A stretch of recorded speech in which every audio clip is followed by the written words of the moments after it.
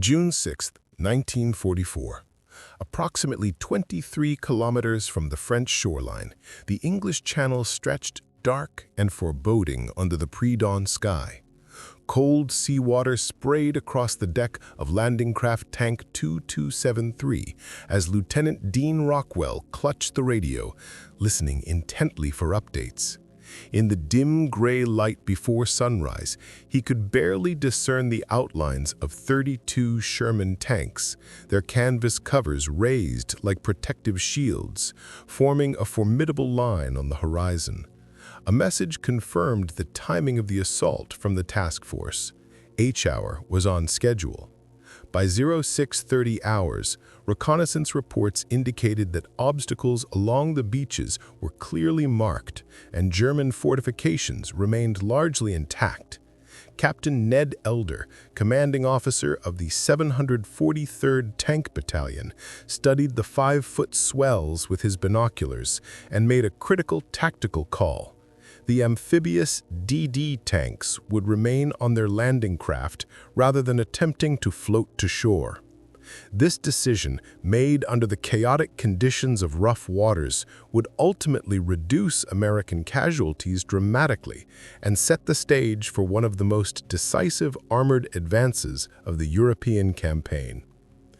The German forces, hardened by years of fighting in the French countryside, had come to rely on their formidable Tiger and Panther tanks, both of which combined thick armor, powerful 88mm guns, and exceptional mechanical design to dominate defensive positions.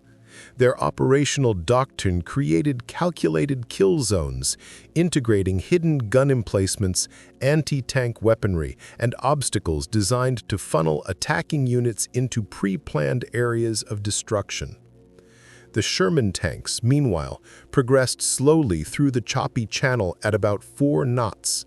Each M4A4, powered by a Chrysler 57 multi-bank engine, bore roughly 33 tons of steel, men, and ammunition. Fitted with duplex drive flotation gear, each tank displaced enough water to submerge a modest-sized structure. Staff Sergeant Paul Reagan surveyed the unfolding tactical picture from the commander's hatch of his tank aboard LCT 600.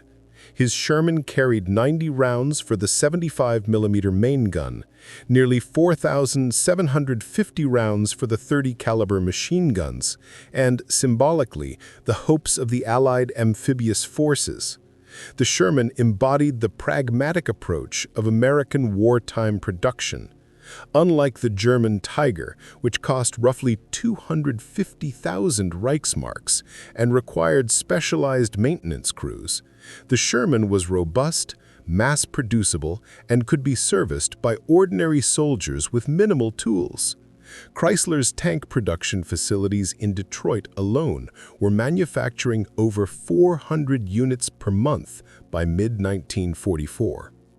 When compared with German production capacity, the contrast was stark.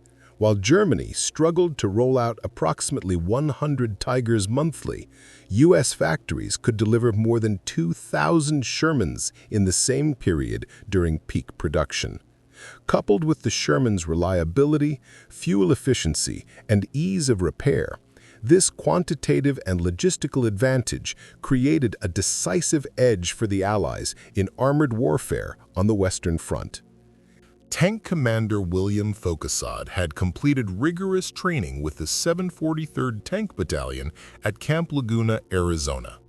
A combat-experienced soldier who would later be awarded both the Silver Star and Purple Heart, Faucassad recognized that success in armored warfare depended on more than just the thickness of a tank's armor or the caliber of its gun.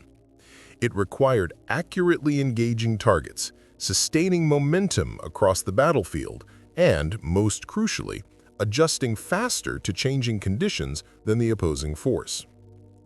Across the front lines, Unterschwert Klaus Zaber of the 2nd Panzer Division conducted a careful inspection of Panther 424's armament.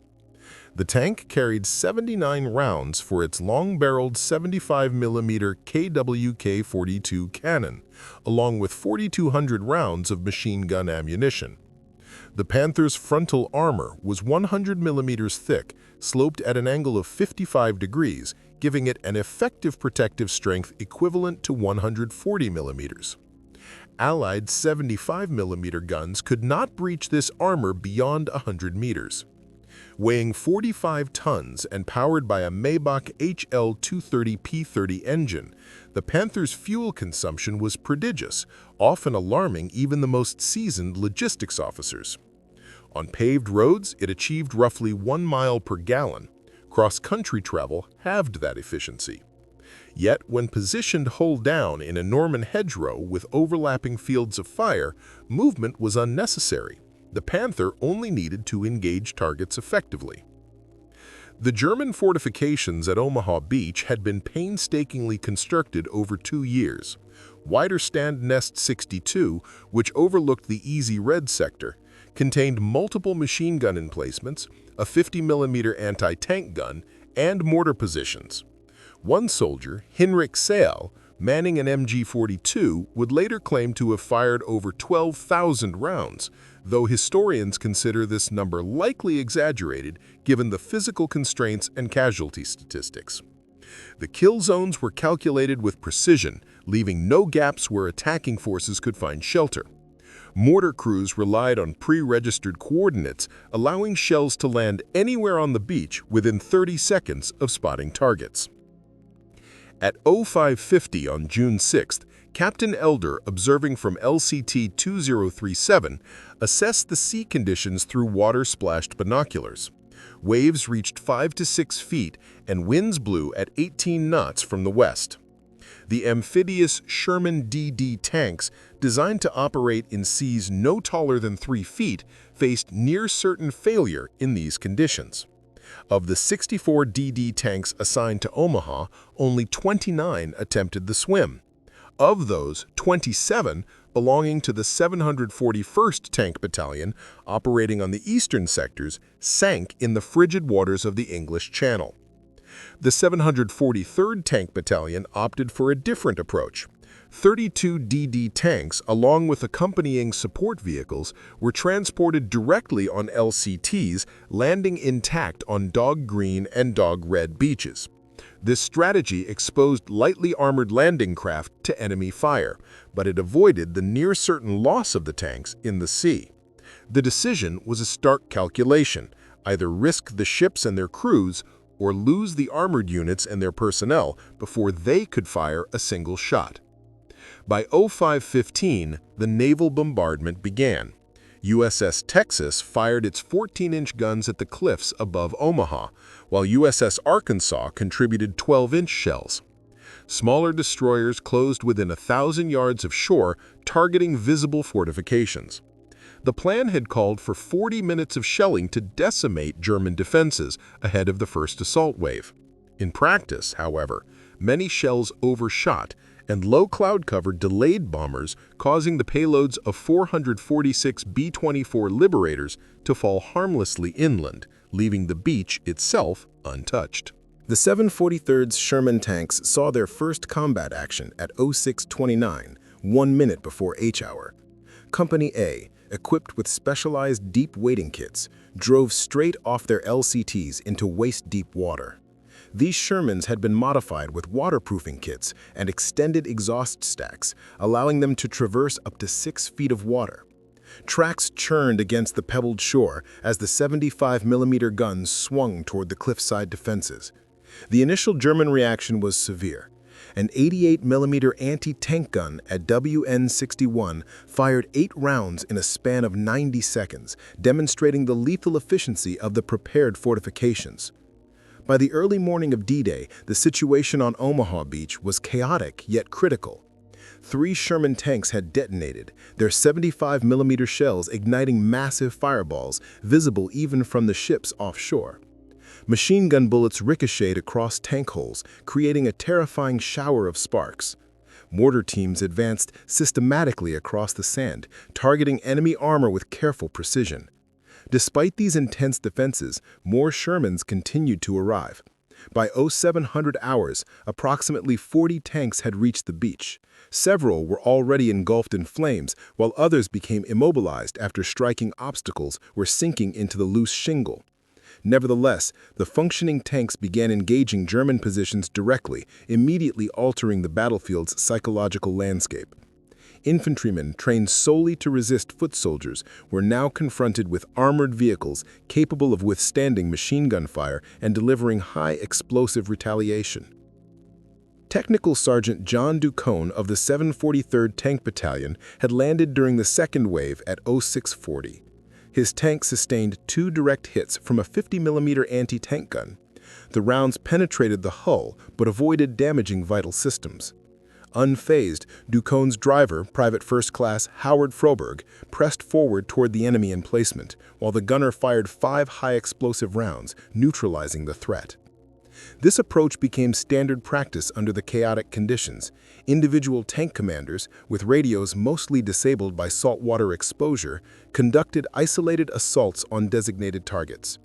Shermans were able to absorb multiple small-caliber hits and simultaneously suppress machine gun positions using their 75mm main guns and the bow-mounted 30-caliber machine gun, a feature unique to American tanks. This bow gun proved particularly effective in subduing enemy infantry while the main cannon tackled fortified positions. By 0730, it was clear to naval observers that Omaha Beach faced a severe crisis. General Omar Bradley aboard USS Augusta considered redirecting incoming reinforcements to Utah Beach to prevent further losses. The 16th Infantry Regiment had suffered devastating casualties. Company A had been effectively wiped out, and Company E was reduced from 180 men to just 23. The shoreline was strewn with destroyed vehicles and wounded soldiers seeking refuge behind German defensive obstacles. Despite these dire circumstances, the presence of tanks was beginning to shift the balance. Lieutenant Colonel Robert Plugger, leading Company C of the 743rd Tank Battalion, directed his units to target German fortifications at Lemdraw. Employing tactics refined during training, the tanks first launched white phosphorus rounds to identify enemy positions and then followed up with high explosive fire.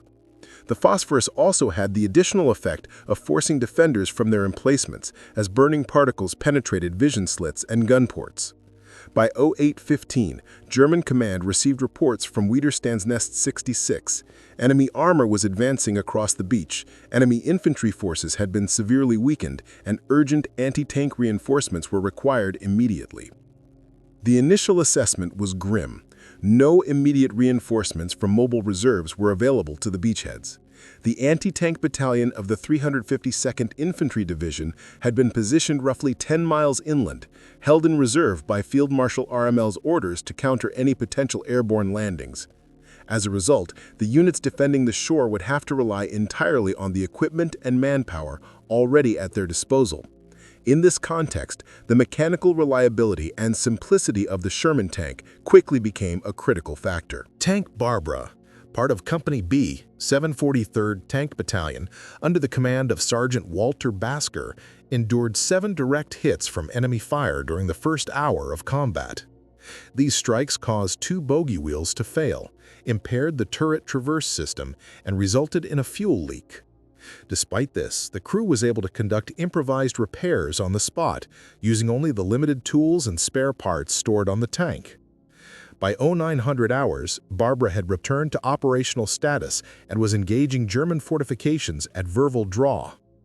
Unlike the complex German Tiger and Panther tanks, which required specialized recovery equipment and trained maintenance personnel, the Sherman's design allowed crews to perform substantial repairs independently, often cannibalizing parts from damaged vehicles. Throughout D-Day, Sherman crews repeatedly demonstrated exceptional field maintenance under fire. Tracks were replaced in active combat zones, damaged gun barrels were exchanged in less than half an hour, and engines that would normally need depot-level attention were restored to working condition with ingenuity and determination. The first elements of German armor appeared on the horizon at 0845. two Stug 3 assault guns, deployed by the 352nd Infantry Division's Assault Gun Battalion, engaged the American Shermans from a distance of 800 meters. Their 75mm Stug 40 weapons were capable of piercing Sherman armor at that range, yet the numerical advantage of the Americans played a decisive role. For every Stug in the field, there were approximately 5 Shermans ready to engage. The German assault guns succeeded in knocking out 2 Shermans before concentrated fire from multiple American tanks forced them back. By 0900, U.S. combat engineers, working in conjunction with armored units, had created breaches in the seawall along the Easy Red sector. Shermans began advancing off the beach and started attacking German positions from unexpected angles. This maneuver marked a turning point in the operation. German defensive doctrine relied heavily on keeping attacking forces pinned to the shoreline, and once American armor moved inland, the integrity of the German positions began to collapse. Private First Class Charles Lombardo of the 741st Tank Battalion had survived the amphibious landing in one of only 2 DD tanks that successfully reached the beach. Despite being waterlogged and barely operational, his tank fired 5 armor-piercing rounds followed by high-explosive shells to destroy a concrete bunker located 100 meters away. This bunker had been obstructing the advance of an entire infantry company, and its elimination allowed roughly 150 soldiers to move off the beach and continue the push inland. The German reaction to the penetration of armored forces adhered to established tactical doctrines. Panzerfaust teams were deployed to create close-range ambushes throughout the bocage country behind Omaha Beach. These single-shot anti-tank weapons could pierce up to 200 millimeters of armor at distances of 30 meters. The dense network of hedgerows provided countless opportunities for concealed attacks. However, U.S. forces had learned harsh lessons from earlier campaigns in Sicily and at Kasserine Pass. Infantry units had trained extensively to coordinate with tanks, enabling combined arms tactics that minimized vulnerability to ambushes and maximized the effectiveness of Sherman armor in mixed combat scenarios. As the Allied Sherman tanks moved inland from the beaches, infantry units accompanied them closely, systematically scanning hedgerows, buildings, and other potential cover for German anti-tank teams. Around 10:30 a.m., German reinforcements arrived, bringing Panzerfaust anti-tank weapons into action. This single-shot weapon could pierce up to 200 millimeters of armor at distances of 30 meters, making every bush and hedgerow a potential threat. Yet the Americans had internalized lessons from costly experiences in Sicily and at Kasserine Pass. Infantry coordination with armor had been drilled thoroughly. No Sherman advanced without infantry support ready to spot and neutralize concealed defenders. In the days immediately following D-Day, German armored units began to appear in significant numbers. Panthers from the 2nd Panzer Division and Tigers from the 101st SS Heavy Panzer Battalion engaged U.S. tanks in areas such as KH and Villas Beige. A recognizable pattern emerged during these clashes. While individual German tanks generally outclassed their American counterparts in firepower and protection, the U.S. forces relied on coordinated fire and movement tactics. One Sherman platoon would fix the enemy with frontal fire, while another maneuvered to deliver flanking shots. The exchange rates were harsh, but strategically manageable. Losing 3 Shermans to destroy 1 Panther was acceptable, given the United States production capacity of roughly 30 Shermans for every Panther Germany deployed. By midday on D-Day, 51 Sherman tanks were operational on Omaha Beach and its immediate inland sector. Though the tanks suffered significant losses, approximately 40% were destroyed or disabled, they accomplished their primary objective. The beachhead was secured. Subsequent waves of troops were able to land without suffering catastrophic casualties. The psychological effect on German forces was equally significant. The once feared Atlantic wall defenses had been decisively breached. At the 352nd Infantry Division headquarters, General Dietrich Keiss received fragmented reports throughout the morning indicating that American armor had overwhelmed beach defenses, established wider footholds inland, and was pressing German positions near Colville. By 1 p.m., Keiss recognized that Omaha Beach was effectively lost. With no armored reserves to counter the advancing Shermans, German infantry units were limited to conducting delaying actions and tactical withdrawals. The influence of the Sherman tanks extended far beyond direct combat engagements. Their presence enabled combat engineers to remove beach obstacles under far less deadly fire. The tank's 75mm guns could engage fortified positions unreachable by naval bombardment, while the visible advance of armored units boosted the morale and confidence of American infantry, prompting soldiers who had been immobilized under enemy fire to move forward. Technical advancements introduced specifically for the Normandy landings proved their value in the heat of battle. Deep wading modifications, developed in secrecy and tested in Scotland, allowed Shermans to traverse deeper water and bypass the most treacherous beach obstacles. Ammunition stowage was waterproofed, reducing the risk of catastrophic explosions when the vehicles were struck. Perhaps most crucially, the installation of armored telephones on the rear decks of tanks allowed infantry to maintain direct communication with tank crews, even if radio systems failed. By 2 p.m., American tanks were steadily advancing inland toward designated objectives, although progress was slower than initially planned. Hedgerows, which appeared innocuous on aerial reconnaissance photos, proved formidable in practice. Many of these structures were ancient, some dating back to Roman times, featuring stone bases 3 to 4 feet thick, dense overgrown shrubbery on top, and fronted by drainage ditches. Tanks attempting to climb them exposed their relatively thin belly armor to enemy fire. American soldiers, however, demonstrated remarkable ingenuity. Sergeant Curtis Cullen of the 102nd Cavalry Reconnaissance Squadron observed that German steel beach obstacles, hedgehogs designed to damage landing craft, could be repurposed.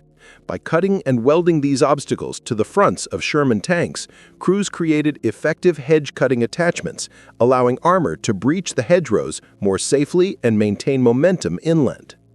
Through coordinated infantry support, tactical innovation, and adapted equipment, the Sherman tanks not only facilitated the initial beachhead seizure, but also laid the groundwork for the subsequent Allied push into occupied France. The combination of mechanical reliability, innovative problem-solving, and disciplined tactics proved decisive in overcoming both the physical and psychological challenges presented by German defenses. Within hours after touching down on the beaches, engineering teams were rapidly modifying tanks with makeshift hedge-cutting attachments. The idea originated from a soldier named Roberts, hailing from Tennessee, who had suggested, why not attach saw teeth to the front of the tank to slice through these hedgerows? This simple yet ingenious proposal was immediately recognized for its tactical value by Captain Cullen. German command struggled to respond effectively to the Allied landings at Normandy. Confusion at the high levels, compounded by Hitler's personal interference, delayed the deployment of critical armored units. The Führer, convinced that the Normandy landings were merely a diversion and that the main assault would occur at Pas-de-Calais, refused to release the strategic reserve of tanks. Consequently, the 2nd SS Panzer Division, stationed roughly 130 miles away, did not arrive until late in the afternoon. By the time German armor reached the combat zone, American forces had already established blocking positions on all the key approaches from the beaches inland. At 1600 hours on D-Day, elements of Company B, 743rd Tank Battalion, encountered their first German Tiger I near Normandy. This Tiger, part of the 101st SS Heavy Panzer Battalion, had been dispatched to impede the American advance. Its commander, SS officer Wilhelm Müller, was a seasoned veteran of the Battle of Kursk, where his Tiger had destroyed 19 Soviet T-34 tanks. Armed with an 88mm gun capable of piercing a Sherman tank at 2 kilometers, Müller's vehicle represented a formidable threat. The engagement illustrated how American tank crews had adapted their tactics. Rather than charging the Tiger directly, Lieutenant James Johnson, leading the Sherman platoon, employed smoke rounds to obscure the German gunners' line of sight. While one Sherman maintained suppressive fire, 3 others maneuvered around a small orchard to approach from the flanks. Focused on the Sherman engaging it head-on, the Tiger failed to detect the flanking movement until it was too late. At approximately 200 meters, American crews fired 5 rounds into the Tiger's engine compartment, forcing the massive vehicle to grind to a halt amid a plume of smoke. Mueller's crew abandoned the burning tank, and the psychological impact on German troops was significant. If Shermans could neutralize Tigers, what chance did infantry units have against armored assaults? Reports reaching German command painted a dire scenario, citing heavy losses among Tigers and Panthers and the inability of infantry to hold positions against armored spearheads. The tactical picture, however, was more complex. Each successful flanking maneuver often came at a high cost, as Sherman suffered substantial casualties in direct confrontations with German heavy tanks. Nevertheless, American doctrine was designed to accept these losses. The Sherman had been engineered to be sufficient rather than exceptional. It could be transported efficiently on standard Liberty ships, 2 Shermans occupying the space of a single Tiger, and maintained by mechanics with only 3 months of training. Most importantly, it could be produced in large numbers, making attrition manageable. By 1800 hours on D-Day, the 743rd and 741st Tank Battalions had forged a continuous line advancing inland from Omaha Beach. They had lost 48 tanks, either destroyed or disabled, with 45 crew members killed and 60 wounded. Despite these losses, 58 operational Shermans had successfully landed, breaching the Atlantic Wall. German losses, though more difficult to measure, included several fortified positions destroyed, 3 assault guns knocked out, 1 Tiger and 3 Panthers eliminated, and hundreds of infantry casualties. Immediate tactical lessons were evident. While the Sherman's 75mm gun could not consistently penetrate the frontal armor of heavy German tanks, it proved devastating against fortifications and infantry concentrations. Additionally, the tank's reliability under combat conditions exceeded expectations, validating the American emphasis on quantity, maintainability, and tactical flexibility. Despite exposure to salt water, the physical hazards of the beaches, and intense enemy fire, approximately 70% of Sherman tanks that landed on D-Day remained functional by the end of the day. By contrast, the 6 Tiger II tanks that arrived in Normandy in July suffered catastrophic mechanical failures, with 5 incapacitated before they could even engage in combat. During the night spanning June 6th to 7th, American maintenance teams worked tirelessly under darkness, employing acetylene torches to dismantle German beach defenses.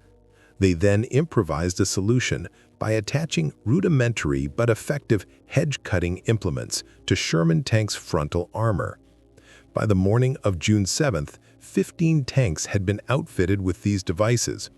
Within a week, the majority of U.S. armored vehicles, around 60%, were operating with these adaptations, later nicknamed Rhinos due to the horn-like shape of the protruding blades.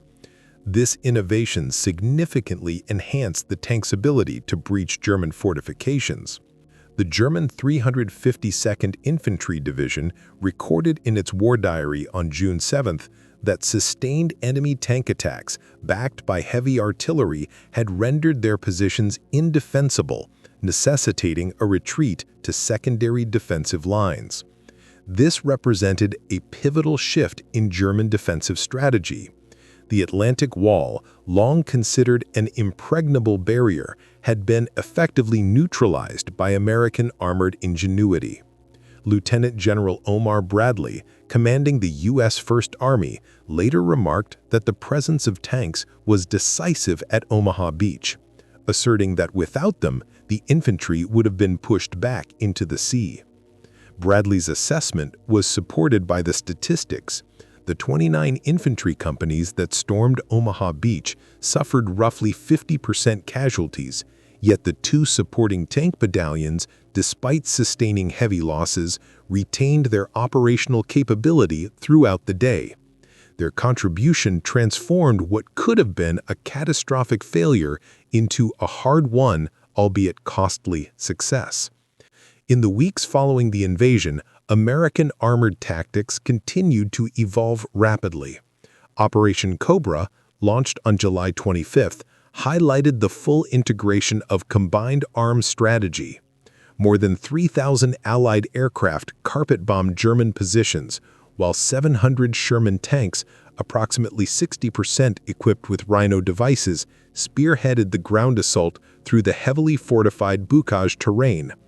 This breakthrough marked the transition from the stagnant, attritional fighting that had characterized the early days of Normandy to a dynamic, maneuver-based campaign tailored to American armored doctrine. Sergeant Cullen's initial hedge-cutting concept became a widespread standard. Within 6 weeks of D-Day, roughly 500 Shermans had been fitted with various adaptations designed to penetrate hedgerows.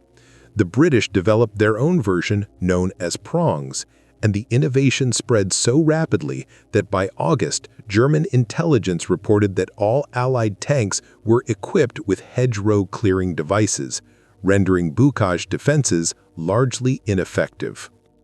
While German Panther tanks retained a technical edge, with their long 75mm guns capable of defeating Sherman armor at ranges where Sherman weapons were ineffective, superior engineering alone could not compensate for the Allies' numerical advantage, logistical support, and mechanical reliability. In the Normandy campaign, American innovation, adaptability, and mass production ultimately proved decisive in overcoming both natural and man-made obstacles.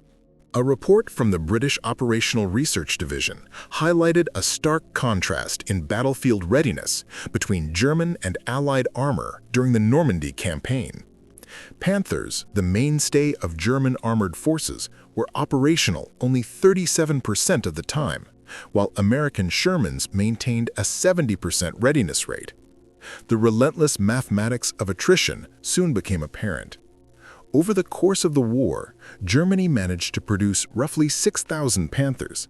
By comparison, the United States manufactured over 49,000 Sherman tanks, with additional variants bringing the total close to 50,000. In Normandy alone, more than 2,000 Shermans would take part in combat operations. Even if German crews could maintain a theoretical kill ratio of 3 Allied tanks for each Panther destroyed, a feat seldom achieved, the numerical imbalance rendered such efforts insufficient. For every Panther lost, 5 Shermans were deployed to the battlefield. In the case of Tigers, the disparity was even more pronounced, with 10 Shermans arriving for each German heavy tank destroyed at Normandy's artificial Mulberry harbors. By August 1944, German armored formations in Normandy had been effectively shattered. The 2nd Panzer Division, which had entered the fighting with 180 tanks, was reduced to just 25 serviceable vehicles. Similarly, the 116th Panzer Division dwindled from 120 tanks to a fraction of its original strength. While the elite 1st SS Panzer Division, expected to be Hitler's spearhead, could field only 17 operational tanks out of an initial 150. The eventual encirclement and destruction of German forces in the Falaise pocket marked the final collapse of their armored capability in the region. Trapped between advancing British, Canadian, Polish, and American units, many German tank crews abandoned their vehicles, fleeing on foot. Allied reconnaissance observed roads littered with burning Tigers and Panthers, casualties of mechanical failure and fuel shortages during the retreat. American forces also suffered substantial losses. The 743rd Tank Battalion alone reported the complete destruction of 51 tanks during the Normandy campaign, with an additional 80 requiring major repairs. Crew casualties exceeded 50%. However, unlike the Germans, American forces could replace both men and machines. For every Sherman lost, 2 replacements were shipped from England. For every soldier killed, 3 more were prepared to take their place, sustaining the operational tempo. Tank warfare proved especially harsh. Engagements typically occurred at around 400 meters, a distance at which the first shot was often decisive. Despite the lethal environment, crews developed a grim sense of humor, joking that the Sherman lights first every time, a nod to contemporary Ronson lighter advertisements. Beyond the humor, crews understood that their service directly contributed to Allied success. Private First Class Wayne Robinson of Company B, 743rd Tank Battalion, later reflected on his tank, Barbara, noting that while it was not the most formidable vehicle, it reliably carried its crew through the worst of combat and brought them home safely, a measure of its value as both a machine and a comrade. Technological adaptation continued throughout the Normandy operations. The British introduced the Sherman Firefly, armed with a 17-pounder gun capable of penetrating Tiger armor at a distance of 1,000 meters. By August, Fireflies accounted for 1/4 of all British Shermans in Normandy. American units began receiving Shermans fitted with 76mm guns in July, offering improved anti-tank performance, though generally inferior to German main guns. Nevertheless, the most significant advantage lay in the Americans' tactical approach rather than purely technological superiority. U.S. armored doctrine emphasized combined arms operations, mobility, and massed formations. Tanks functioned as integral elements of coordinated units supported by infantry, artillery, engineers, and close air support. This holistic, methodical approach often proved more decisive than any single weapon system. German tank commanders, including veterans like Otto Carius, who had destroyed 150 enemy tanks on the Eastern Front, later acknowledged the difference in approach. He observed that American forces possessed an understanding of operational integration that the Germans had failed to match, a factor that contributed decisively to the destruction of German armor in Normandy. Victory in armored warfare is rarely determined by having the most technically advanced vehicle. Success depends on a combination of factors: a sufficient number of tanks, reliable fuel supplies, an effective maintenance system, and well-trained crews capable of operating and sustaining the vehicles. While the United States possessed tanks that were individually formidable, the German forces maintained an advantage in resources, spare parts, and operational support, giving them a broader capacity for sustained combat. Post-war statistical studies of tank engagements in Normandy shed light on the real dynamics of these confrontations. On average, a Sherman tank in battle was struck slightly over once per engagement. Of these impacts, roughly 60% resulted in permanent loss of the vehicle. Around 1/5 could be repaired in the field, while another fifth required more extensive depot-level maintenance. Despite these losses, crew survival was unexpectedly high. Approximately 3 out of 4 Sherman tankers survived when their vehicle was disabled.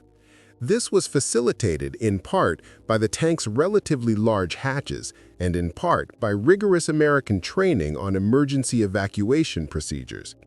German armor displayed markedly different operational characteristics. Panther tanks, for example, sustained an average of more than 2 successful penetrations before being permanently destroyed, indicating higher durability. Nevertheless, once hit, 80% of these tanks were irrecoverable, largely because repair and recovery operations were extremely limited during retreats. Tiger crews fared even worse, with only about 45% surviving a catastrophic loss of their tank, mainly due to the high likelihood of ammunition explosions and restricted escape options. The Normandy campaign fundamentally reshaped U.S. armored doctrine. Lessons learned in these engagements were rapidly incorporated into tactics and equipment across the European theater. Field modifications, such as converting hedge cutters into dozer blades and equipping tanks with reliable infantry communication systems, became standard practice. Most importantly, the long-standing perception of German tanks as invincible was decisively challenged. American crews discovered that through coordinated tactics and disciplined teamwork, even Tigers and Panthers could be effectively neutralized.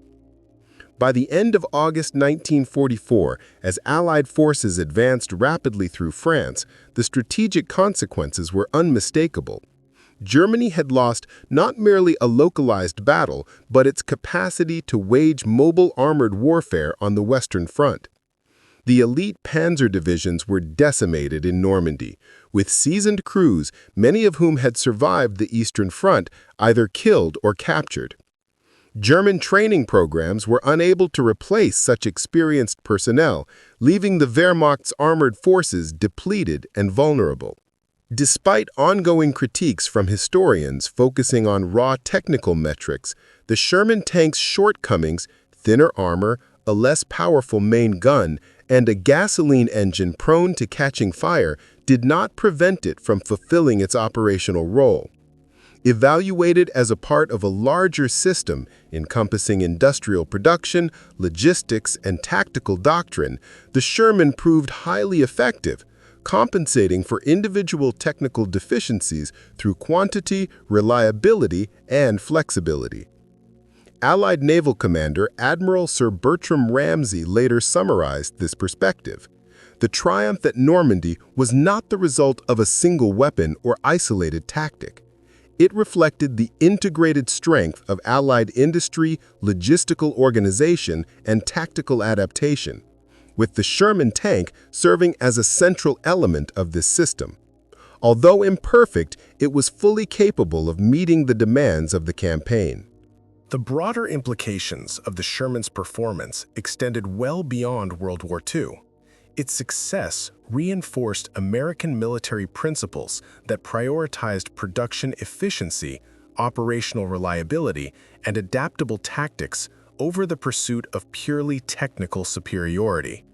This philosophy influenced successive U.S. tank designs for decades, from the M48 and M60 series to early iterations of the M1 Abrams, shaping the development of armored forces throughout the Cold War. German military theorist Heinz Guderian, widely regarded as the architect of Blitzkrieg, once reflected in his memoirs that his nation had built the perfect tank. Yet, in the decisive clash of World War II, it was the Americans who created the tank that ultimately determined the outcome of the conflict. This contrast holds a vital lesson for military strategists. Striving for perfection can hinder effectiveness, particularly when a design that is merely adequate can be produced in overwhelming quantities.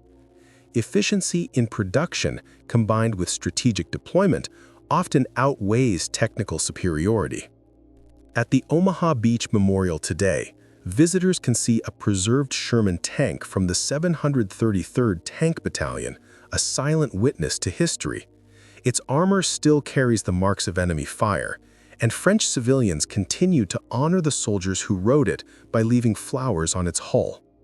The monument bears an inscription that reads, "To those who came in steel coffins to give us freedom." It is a poignant reminder of ordinary men, many of them young citizens and farm boys, who entered underpowered vehicles and transformed them into instruments of victory through courage, ingenuity, and sheer determination.